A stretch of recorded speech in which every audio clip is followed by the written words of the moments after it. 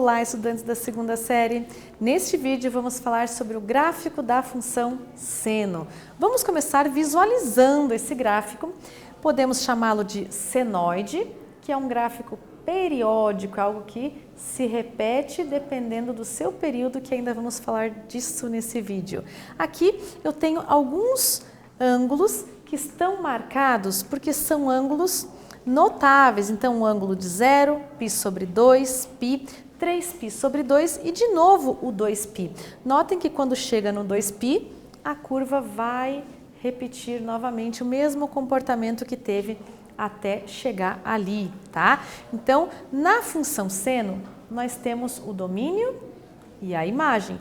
Vamos ver aqui alguns elementos dessa função. O primeiro deles, a imagem dessa função que vai de -1 até 1. Notem que aqui é um intervalo fechado, isso quer dizer o quê? Inclui os valores mínimo de -1 e máximo de 1. Está aqui no eixo Y indicado para vocês. O que mais nós podemos dizer sobre essa função? Que o domínio é todos os números reais, é composto por todos os números reais, tá?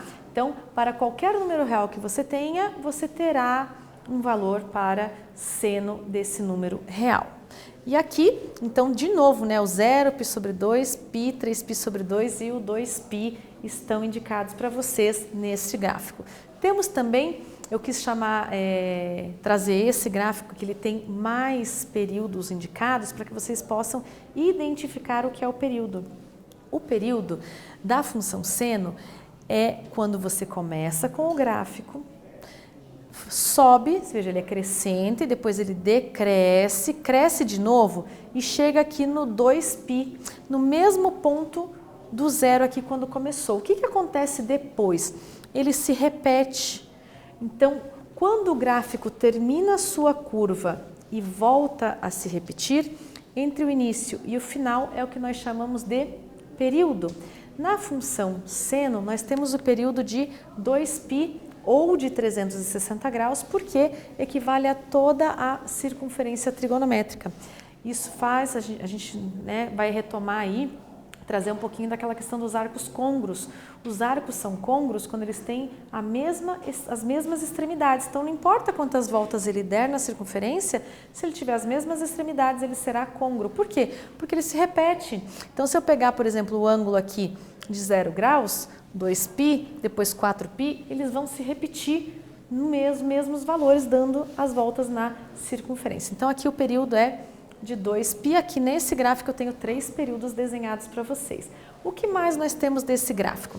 Nós temos a função, que nessa função nós temos os valores de máximo e mínimo. Então, indicado aqui, o valor de máximo é 1 e o valor de mínimo é -1 para a imagem.